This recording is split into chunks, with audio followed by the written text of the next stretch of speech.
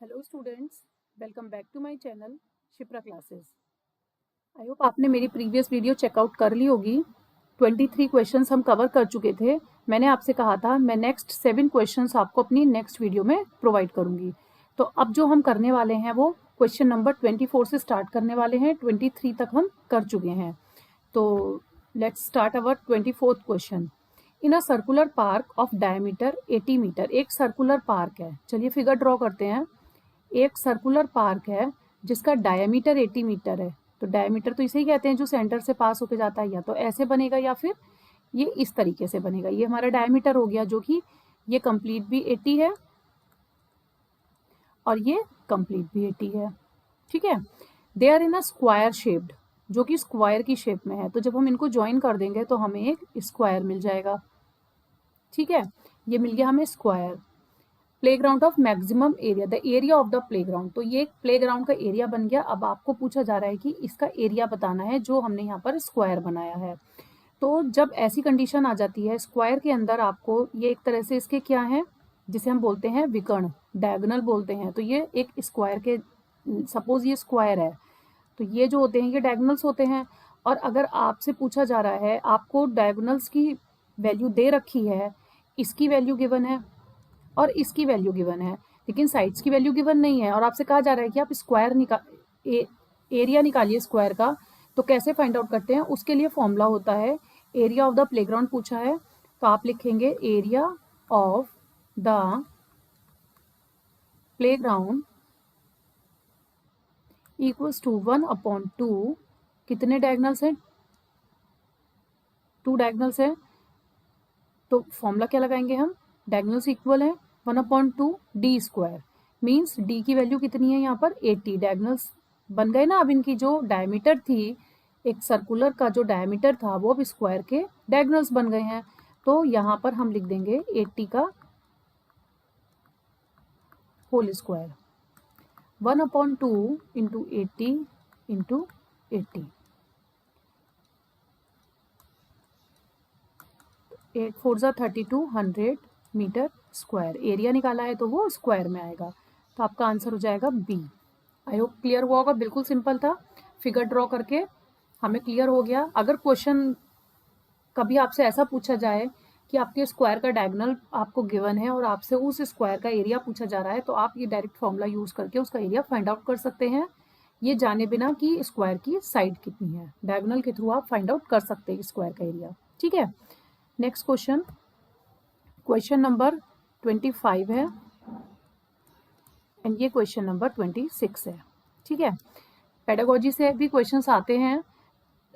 I hope 7 8 questions आते हैं। अगर आपने पेडागोजी भी अच्छे से कर ली है तो आप इसमें फुल स्कोर ला सकते हैं। आपसे पूछा जा रहा है कि वो मेथड बताइए जो new rules, in which new rules are established by example, जिसमें हम एग्जाम्पल से कहाँ जाते हैं, न्यू रूल्स की तरफ जाते हैं। जब हम एग्जाम्पल से रूल्स की तरफ जाते हैं तो उसको हम बोलते हैं इंडक्टिव मेथड। कुछ इंट्रोड्यूस करना, कुछ नया रूल बनाना, इनोवेटिव करना, तो वो होता है इंडक्टिव मेथड।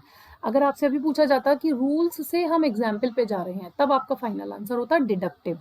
ठीक है, तो इसको कंफ्यूज मत होइएगा, ध्यान रखिएगा कि जब हम नए रूल्स बनाते हैं एग्जाम्पल्स के थ्रू जब हम न्यू रूल्स पर जाते हैं तो उसे हम इंडक्टिव मेथड बोलते हैं। Clear. Next question, the oldest branch of mathematics. Mathematics की ओल्डेस्ट ब्रांच पूछी जा रही है, तो वो क्या होती है आपकी अर्थमेटिक। ठीक है, arithmetic is the oldest branch of mathematics. Simple question था, कुछ इसमें समझने की या कुछ जानने की तो वो है नहीं, आपको बस पता होना चाहिए कि ओल्डेस्ट ब्रांच कौन सी होती है। अब क्वेश्चन नंबर 27 है, what is the importance of mathematics eight primary level. Primary level पर मैथमेटिक्स में क्या जरूरी है, क्या इंपॉर्टेंट है सबसे ज्यादा, उसमें जरूरी होता है आपका मेंटल, मानसिक तौर पे मेंटल लेवल जो होता है सबसे ज्यादा जरूरी होता है प्राइमरी लेवल में। प्राइमरी लेवल की बात हो रही है, प्राइमरी लेवल में मैथमेटिक्स में क्या इंपॉर्टेंट रखता है, मेंटल। ठीक है, next question, according to Hogben mathematics is the mirror of civilisation. This statement correspondence to which value of mathematics. Hogben के अनुसार जो मैथमेटिक्स है वो क्या है, सिविलाइजेशन का एक मिरर है, is the mirror of civilisation. तो ये जो स्टेटमेंट है विच वैल्यू ऑफ मैथमेटिक्स की किस वैल्यू को दर्शाती है, ये इसकी कल्चरल वैल्यू को दर्शाती है। सिविलाइजेशन की बात हो रही है तो यहाँ पर हम लिखेंगे cultural value. Question number next question है 29।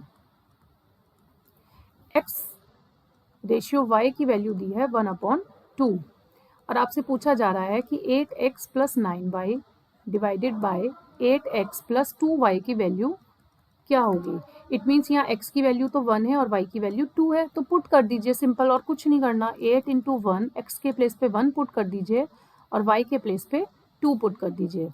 इस तरीके से नीचे भी करेंगे। 8 × 1 + 2 × 2, 8 × 1 = 8 + 9 × 2 = 18, 8 × 1 = 8 + 2 × 2 = 4, 26/12।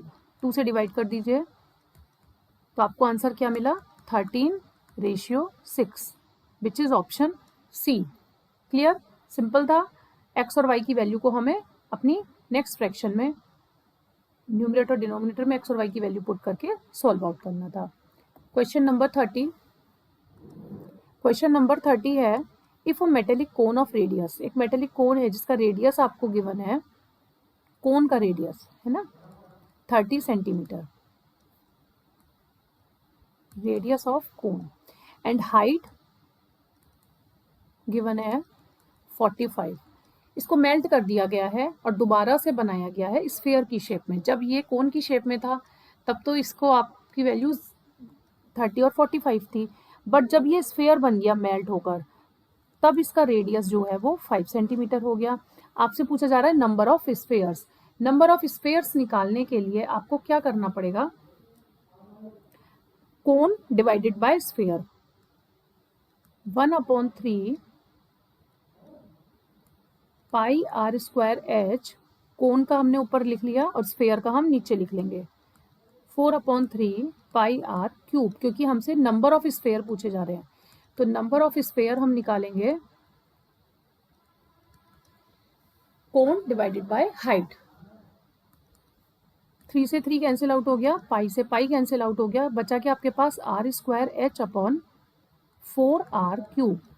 अब देखिए ऊपर हमने क्या रखा था, कोन की हाइट को हम रखेंगे और कोन की रेडियस को, तो जो रेडियस ऑफ कोन थी वो 30 थी, 30 × 30 और हाइट थी 45 डिवाइडेड बाय 4r³, r है 5, 5 × 5 × 5, सॉल्व कर लीजिए, 5 9 ज़ा 45,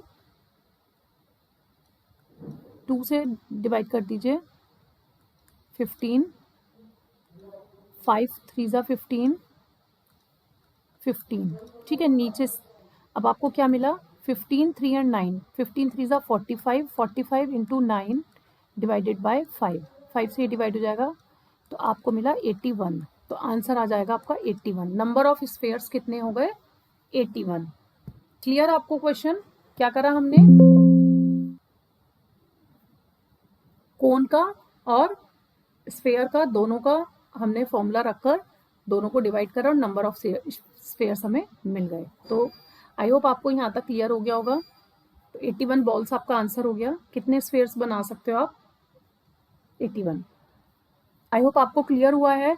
अब इस वीडियो के थ्रू आपका जो है पेपर 1 कंप्लीट होता है, 30 क्वेश्चंस कंप्लीट होते हैं। छोटे छोटे पार्ट्स में मैंने आपको समझाया है, आई होप आपको क्लियर हुआ होगा। तो आपको वीडियोस पसंद आ रही हैं, लाइक शेयर एंड सब्सक्राइब करना मत भूलिए। अब मैं आपकी नेक्स्ट वीडियो में आपके लिए 2022 का पेपर लेकर आऊँगी, मैथ्स का फर्स्ट पेपर, ठीक है, जिससे आपके और कॉन्सेप्ट्स क्लियर होंगे। डेली करते रहिए, 4-5 क्वेश्चंस मैं करा रही हूँ और कुछ क्वेश्चंस आप अपने आप प्रैक्टिस करते रहिए, एग्जाम आपका जरूर क्रैक होगा। ऑल द बेस्ट, पढ़ते रहिए एंड पसंद आ रही हो वीडियोस तो लाइक शेयर सब्सक्राइब करना मत भूलिए। Thank you for watching.